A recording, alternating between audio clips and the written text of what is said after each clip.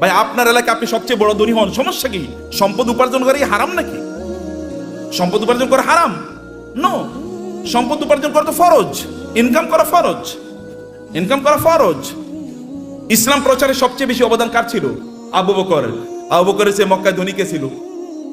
ইসলাম প্রচারের ক্ষেত্রে সবচেয়ে বেশি অবদান ছিল খাদিজাতুল কুবরা রাদিয়াল্লাহু তাআলা আনহার। খাদিজাতুল কুবরার চেয়ে মক্কায় ধনী নারী কে ছিল? ইসলাম প্রচারের ক্ষেত্রে, ইসলাম প্রতিষ্ঠার ক্ষেত্রে ওসমান ইবনে আফফান রাদিয়াল্লাহু তাআলা সবচেয়ে বেশি অবদান ছিল।